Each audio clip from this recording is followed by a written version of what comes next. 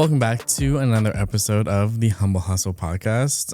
For some reason, it feels like it's been a long time. Like saying that just now felt kind of weird. It has been. But we are your hosts, Nick and Kayla. Hello, hello. And what are we talking about today? Today we wanted to talk about clients that we have said no to, kind of going into some red flags first, and then, we'll give some specific examples without getting too specific. But it happens to us all. There's moments where, maybe there are some red flags or even orange flags when you're, talking with a client, either on a discovery call or in person or whatever. And you're like, maybe this isn't a good fit. And you're like, you know what? Let's just give it a go. Let's just try it. In the beginning, when I started the business, I was truly saying yes to pretty much everything. And I still have trouble saying no, but there are ways that you can identify red flags to avoid headaches for yourself in the future. And we've both made those mistakes. So we want to talk about it and just try to give you an insight on how you can avoid and not make the same mistakes that we did. Right. Where do we want to start? I don't know. Okay, we can start. I think one big red flag, and you can probably speak to this too, is a client either asking for something for free or asking for something for trade or asking for something for exposure. Like That's an balking at your automatic prices. no for me. Like I wouldn't even do that. Yeah. It's definitely a big red flag because it can lead to a whole slew of problems down the road, whether or not they even decide not to pay you or,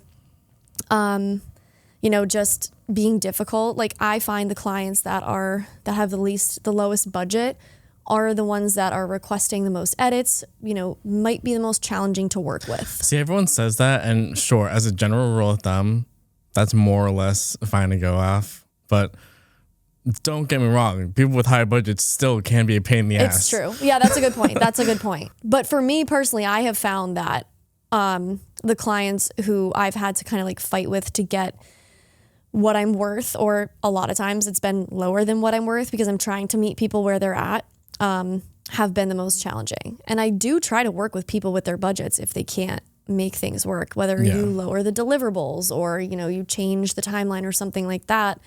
And I do some shoots for free for charities, nonprofits every year. See, I think that's a little different. It if is it's different. Like for It like is different. nonprofits and charities, like that's just like a like donating feel your good time. type of thing. Yeah. I think more kind of in the same vein as that is when clients ask for a discount, not necessarily asking fully for free, but when they ask for a discount, that's a red flag because it again just means they don't see you for what you're worth, or they're just trying to pinch their pennies. Yeah. And they're really just trying to save money. Yeah. And a lot of times the people who are telling you, it'll be great exposure, or, like there was one instance, I think it might have been 2 years ago now, where it was this country club. I do remember this. And and my friend was working as a kind of an event planner there, and they're a very well-known club. You would think that they're doing pretty well. They have a very high membership at this, I'm not a golf girl. So like they have like the memberships, like the club membership. Yeah.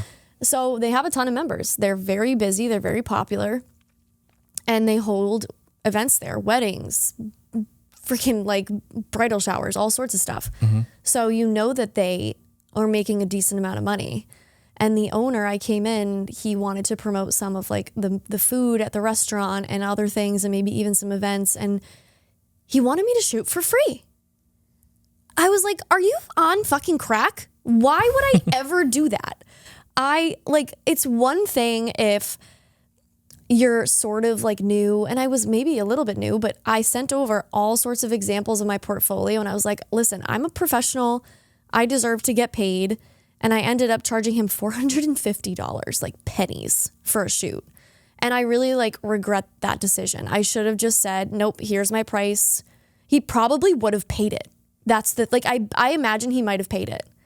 But it's just so insulting, when something like that happens. So here's one thing I'll say.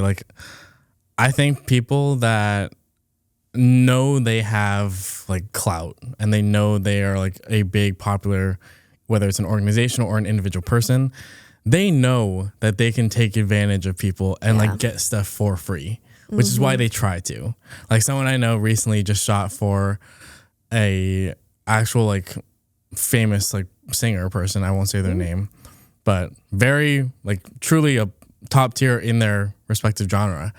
And they wanted him to shoot for free. And then again, same thing. They paid him like a couple $100, but it's because they know they're so popular that anyone who is like an amateur, quote unquote, would like just jump at the chance to shoot for them. And they're like, okay, that guy's work is good enough. Let me just use it for free. So for something like that, I think that's probably what happened in the initial part. Like he probably just thought, oh, look, we're a big country club. We can probably just get her to do it for free. And this guy also had like multiple other very lucrative businesses that he was in. So he has the funds to pay for it, which irritated me. But the music industry specifically, I have found that problem with, that they do not want to pay. And I understand like local artists do not have that budget. I get it completely. But if you don't have the budget for it, you have to lower your expectations and come back to planet Earth a little bit and realize that you might not be able to get this high quality that you're looking for until you can build up a little bit of money. Like just set realistic expectations. Because I had an issue with, a local musician that I worked with, and budgets didn't align, and probably should have recognized some red flags and decided not to move forward. And it's still kind of ongoing, like 6 months later. I don't mess with musicians. It's tough. It's really tough. And like, you want to be able to help people out, but to a certain degree, like you're running a business, you have expenses, you need to pay your bills. Like you just can't help everyone out. No, like you can be the nicest person ever and like your intentions are completely pure. Yeah. But no, at the end of the day, you need to be paid. Yeah. So pricing, I think, anything in regards to if someone's pushing back on your prices, that's a red flag. Just be very aware of all of that. Be very clear up front. Get everything in writing. We've said this before, but like if you have a phone call with someone, send a follow-up email with the details of what you discussed. Like everything needs to be in writing. Huge. Yep. Yeah. What's another red flag? I think another one for me is like asking for raw footage, but we can go through that after. Is that okay? Yeah, no, that's fine. I had an instance recently where a wedding client asked me for raw footage because the fiance, the guy, was a videographer. So that was tough.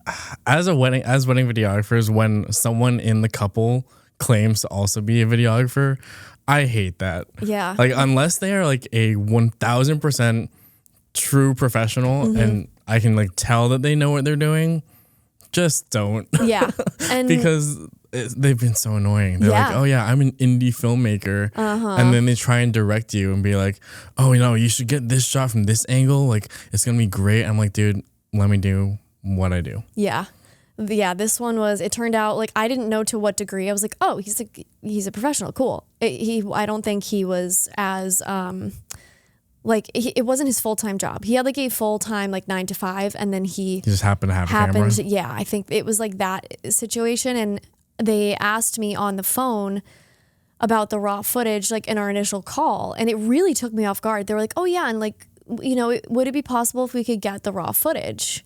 And it really took me off guard. And there will be moments where, that happens to you and you don't have necessarily like the perfect response right away. So I think I had said something that totally has happened to me. Yeah. So I think I was like, I typically don't give away raw footage to my wedding clients, but maybe we can work something out. And I just kept it very like vague. But then I ended up, saying, and like just a PSA to anyone who thinks they might want raw photos or raw videos, please make sure you understand like what you're getting, because it is a lot more complicated. You probably can't even open the files. A lot of people's definitions of raw footage, it varies. So like Sam and I do give raw footage, but it's like we call it raw-ish footage. Yes. And we have to like, our version of our raw footage is a very specific thing. Yeah. And we have to explain it to them every time so they know exactly what they're getting. Exactly. Like, I will only give raw footage to a select few clients who I trust, and handing over raw footage is a big deal. Like you need to make sure you trust that person, because you are giving them access to everything and you don't know what they're going to do with it afterwards. You have to be very careful. And I ended up saying, I have to charge you X amount for the raw footage, and their budget was very specific. They could not go over $3,000. My lowest wedding package is $3,800 for my basic like wedding video, the first tier. So it's already, your lowest tier is already out of their budget. Then why are they even talking to you? It's already lower. She had originally, it was one of those situations, she did not think she originally wanted videography. And this was like 3 months before the wedding. It was like kind of a last minute gig. And she wanted to add videography to it. So I was like, I can work with you on your budget. It was supposed to be kind of like a very different type of wedding. So I was like, it could be really cool to shoot this. It's something I've never done before. So I was trying to take it as an opportunity of, okay, like let me work with her budget and maybe get like a cool portfolio piece to add to my gallery. But I thought about it, and I'm really glad that I did end up saying no to the raw footage. And, I said I would have to charge X amount. I forget how much I was going to charge, but it's also it's a lot of editing for raw footage. Like, people don't realize I would have had to probably purchase a hard drive and put it all together in a timeline so that they could, like actually piece it together with what they wanted. Like you said, like I probably would have color graded it so that it wasn't the raw stuff. So there's so much more to raw footage than people realize. And I wish more people knew that when they were asking for it. Yeah. It's tough. Mm-hmm. Do you want to talk about on the same line of weddings? Oh, okay. Yeah. Red flags. So red flag / a client that I wish we said no to. On the discovery call, they were given such red flags. Like, I don't even remember exactly what they were saying, and it might not have been what they were saying. It was more like how they were saying it. It's like just weird, strange vibes from these individuals. And, both Sam and I were picking up on it, but we agreed to like, okay, like maybe was just like a weird thing. Like they were nervous to meet us or something and they were acting weird. So we're like, okay, we'll move forward. And yeah, then come the wedding, I remember like a week before we had our final check-in call. Totally fine. They seemed super normal. I was like, okay, we're good to go. We got everything we need. And then yeah, the wedding day was,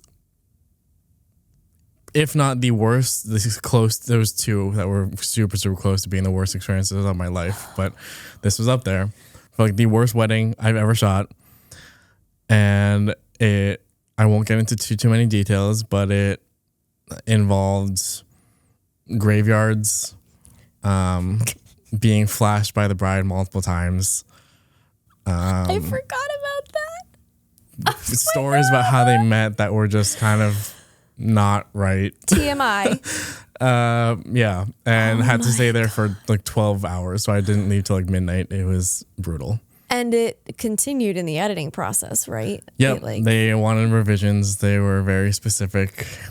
See, like a lot of my wedding couples like have gone on with like no revisions, which is great. And I don't know, I guess I've just gotten lucky, but yeah, you told me in depth about that one. And man, it was so bad. Like, first of all, don't flash your tits. Like, just if you're a man, why would anyone even like, that's inappropriate. It was like, very that's inappropriate. borderline harassment. That's not okay. And imagine if it were the other way around and a guy was flashing her. Like, that's not okay. So that alone is very, very inappropriate and uncomfortable. Like, and so bad. Mind you, the groom was right there. Oh, that's even worse. Yeah. That's even worse. Yeah, that's awful. It's some people, man. And that's another thing, like a red flag, I guess, just vibes in general. It sounds stupid, but it's real. Because, like, you are with these people, or weddings specifically. I mean, any shoot really. You're with them for a long time. Yeah. Like 4 hours usually minimum. So you have to get along with them as people. Mm-hmm. And even if it might be, you know, a really cool project that you're excited about and it could be good to add to your portfolio or something that you haven't shot before that you're really interested in. Like if you are not getting the right vibe from the person that you are going to be directly working with, you need to seriously consider, is this worth the money? Is this worth, you know, what I'm going to get out of it? Because a lot of the times the answer is no. I would argue a majority of the time. If you're not vibing with someone, like there are plenty of instances where I wish I would have said no based on vibes. Yeah. Like it's really tough. And then I will say like another one is like lack of or like poor communication. So like there's one instance where I vibe really well with the guy, but his communication skills are abysmal. They are so bad. Yeah. Like I email him so many times, crickets, and it takes a passive aggressive email to get his attention. Yeah. And I'm like, dude, what gives? And then we hop on the phone or we hop on a Zoom call and he's like the chillest dude ever. We're just like broing out. But then he hops on the emails and he's like the worst. Mm-hmm. I'm like, dude, what is wrong with you? Yeah, communication is everything too. That's a big one. Like if you can't get a response from someone, and that's another thing. Like I hate when projects are dragged out forever. Like, it, you know, and that's something I've changed in my contract is like, you know, this needs to be wrapped by X date. And if, you know, things aren't done by then, we need to adjust the contract and like get an updated agreement or whatever. Like, because there are some times where I've dealt with people who drag things on for months on end and it's awful. And you can't plan around that. No. So yeah, I've definitely experienced that too. Lack of communication is not good. Yeah. What else do I have? Oh gosh. Well, I guess were there any like specific things? I know the main thing wasn't it supposed to be like things clients we wish we said no to. Yeah. I think there's been some instances where I wish I said no to. I guess I know I haven't niched down specifically on one thing yet, but there are definitely some things that are absolute no's for me nowadays, and one of them is real estate. Okay, yeah. So I do not do any real estate stuff. I've done my time in the real estate industry and I'm just not interested in it anymore. So that's one thing that I just will not do. I also typically don't do any like portrait style sessions. So like I've never done portraits. Yeah. Like I used to do a lot. I used to do not a lot, but senior photos, like, I don't know, like family stuff, for friends and family, like close people, I will do it for, but it's not my expertise. And like part of me is not even like, I don't want to do it. It's like, I am not the best in my craft at that thing. Same. So I don't want you to be expecting a certain level from me when that's not my forte. That's not what I do. Mm-hmm. So I make it very clear with people, you know, who I know who will ask me like, hey, will you do this? I say, of course, like I would love to do this for you, but it's not my main thing. So I just like make it very clear with people, like, you know, if, you know, you see the examples that I've done in the past and you're cool with that, great. I would love to do it, but just know it's not my main thing. That happened to me a little while ago. Like it was a portrait thing and I'm like, I don't do portrait photography. Like, yeah. And they were okay with it though. And they still wanted me to do it. I'm like, okay. And like, I don't think they were bad, but looking at the photos, I'm like, I mean, sure, they're okay, but they're definitely, someone could have done such a better job. Yeah. I feel the same way about mine. And like, just making it clear to people to set their expectations. Like that's what I've tried to do. And I really do feel like that type of photographer specifically who does like the family stuff, the maternity, the newborns, like that is a different level of like photography, like direction and like posing and all of that. Like I don't feel like I'm an expert in that specific style. That style of photography I'm not good at either. Yeah. It's different. And you know, just gotta make it clear to people that like, this is what you're going to get. Yeah. And if you're cool with that, great. but I try not to do that. Like someone just reached out to me from the BNI group asking to do a family photo session. And I was like, I'm sorry, I'm going to say no. But here are some really awesome recommendations. Yeah, as long as you can refer people, like that's fine. Yeah. And I know some amazing family photographers. So I want you to have that experience. Like I want you to have the best experience possible. So I just hope that people know, like when I say no to stuff like that, it's not because I don't want to do it. Like I truly want you to like get the result that you're looking for. That's why. And we are not it. We are not it. I am not it. We'll be the first to admit that. Yeah. I've never been it. Like when I've done those kinds of things in the past, like it was nothing. It was not something that I ever felt connected to that Same. I wanted to do. And that's okay. Yeah. Like, and I don't post any of those anywhere on my website, social media, nothing, because that's not the kind of client that I want to attract. So that's a big one. Oh gosh, yeah, I got a request. So this is back to the vibes thing. I'm all over the place right now. That's okay. Back to the vibes though. I got a message from a potential wedding client that sent me a very long request through my email, my contact form, my website, that was super red flags. Like they basically wrote like a short form story of how they met. And it was written as almost like it was like a story time, like, you know, so and so, like they wrote in the third person. Oh, that's a little weird. Not like me and my fiance, but it was like, I don't know the names. Karen and John met when they were just 13 years old and it was love at first sight. I mean, I'm talking like very detailed. And I ended up, you know, I was free on that date and I was like, listen, I think I said I wasn't free on that date. I think I was like, I'm unavailable. Honestly, just lie and be like, I'm not free. That's another thing that is hard when you're getting these requests and you want to say no and you're not vibing, is like, what do you say? And sometimes you really just need to lie and say I'm not available, or that's not my type of my style, you know? Yeah. It's brutal. Don't listen to your parents' kids. Lying is okay. Yeah, exactly. Little white lies are fine. I remember even Paul said to lie sometimes. He's like, you know, we're talking about like product stuff, like, oh yeah, tell the brand you've tried their product and you love it.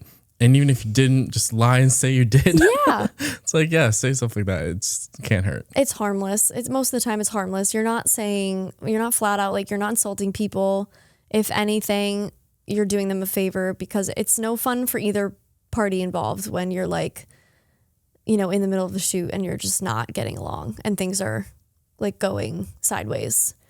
So it's better for everyone involved to just say no up front and understand that it's not the right fit. Someone almost caught me in a little quick lie though. Oh no. Because literally the exact situation I just said.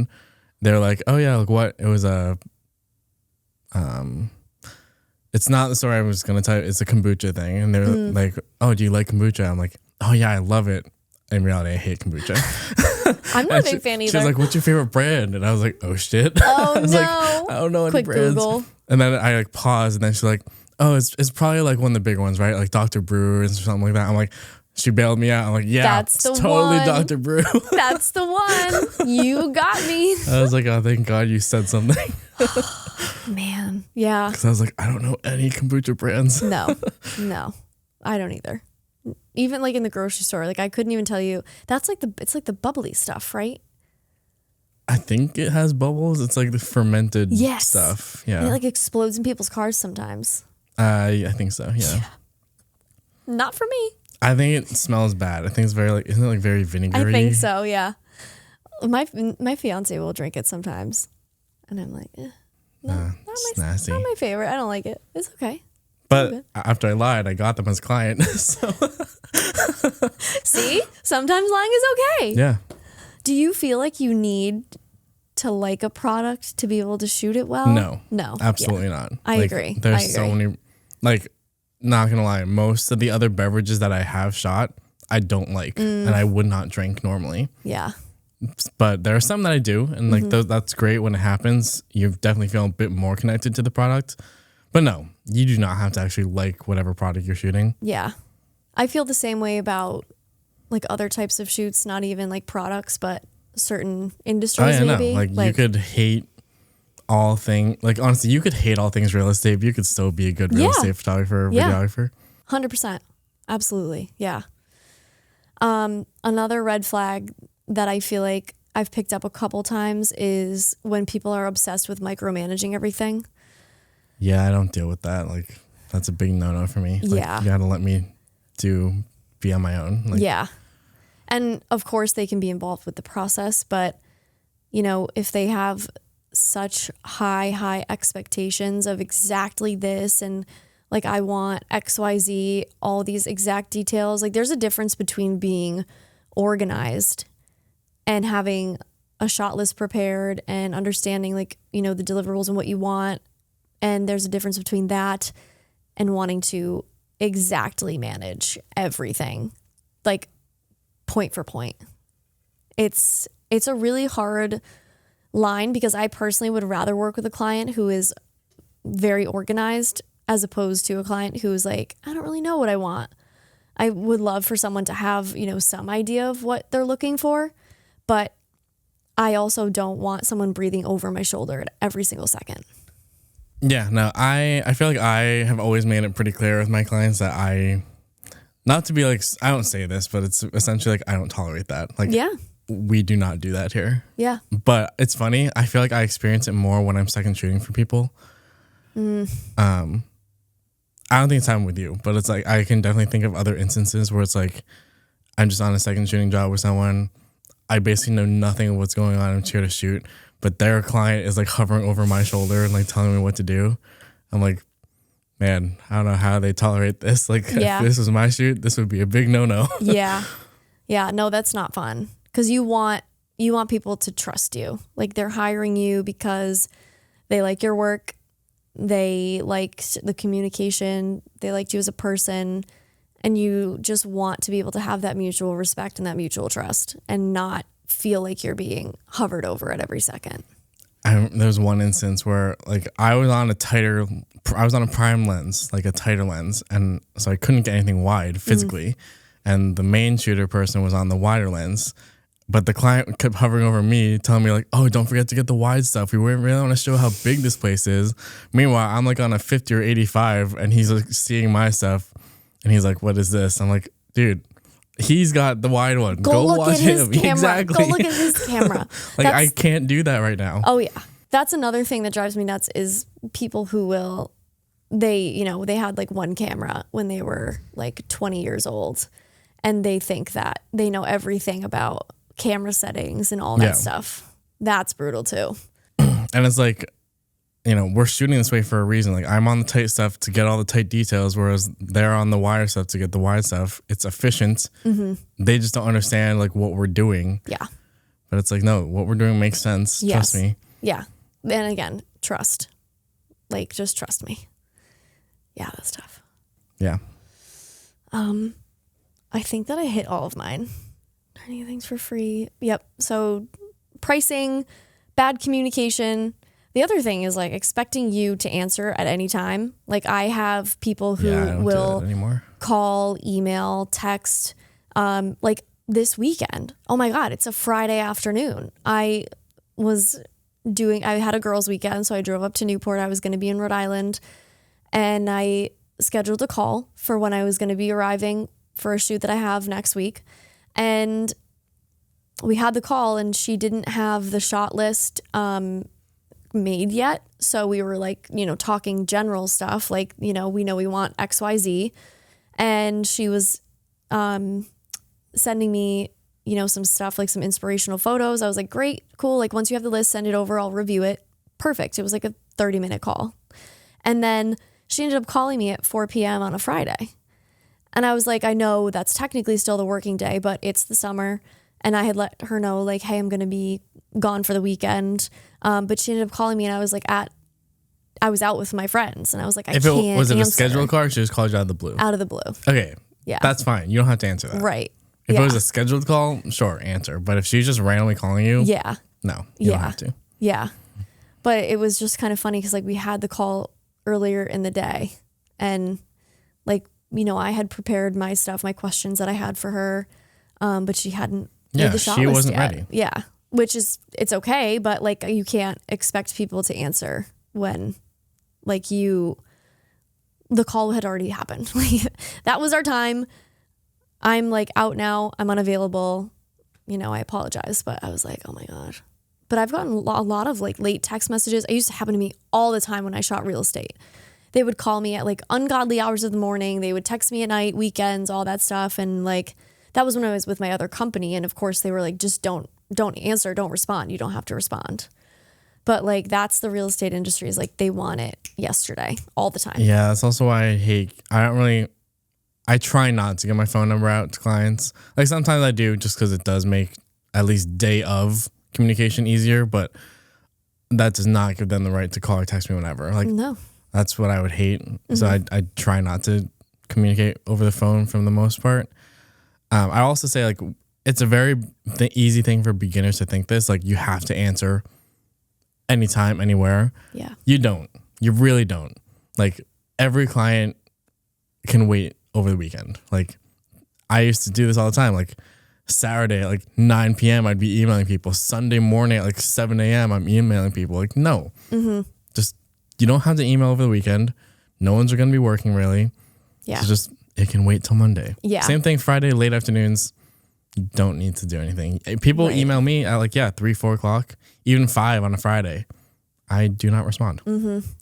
Yeah, it's one thing I'm constantly reminding myself, you know, when I go to answer the late text or the phone call, I'm like, I'm not curing cancer. Like this isn't brain surgery. This doesn't have to be done right now. It's not that serious. Like you are allowed to enjoy your life and take your time off, and you are not obligated to answer, because it is your first gut reaction. You're like, oh my God, like I need to answer. But no, like you're right. You don't have to answer. As a rule of thumb, 48 hours. Right. Just get back to them within 48 hours and you're fine. Yes. Yeah. Okay. Anything else? What did we miss? I think that covers it for that one. Yeah. Yep. So just being aware of the red flags that you might see in those first initial calls and emails I think catching the vibe is probably the biggest one for me. Like make sure that you aren't getting any major red flags with their personality. You don't feel like you're going to butt heads with someone, because it will save you a lot of headache in the future. And you're going to be in the shoot and be like, what the hell? I wish I said no. And that happens. It happens a lot. And it will happen to us again. Like we'll definitely experience that again. But avoiding it at all costs. Sometimes the money is just too tempting. I know. And like that will happen to everyone. Yeah. Like sometimes the money is just enough where it's like, you know what? I think I can deal with it. Mm-hmm. Yep. And sometimes the money will be worth it. Yeah. And in that case, great. Love that for you. Like I love it's great when that happens. I'm like, ugh, yeah, like this is a giant pain in the ass, but at least I'm getting paid what I deserve. I don't know how often I would say that happens though. I would say most of the time it's not. Yeah. Most of the time it's not worth it.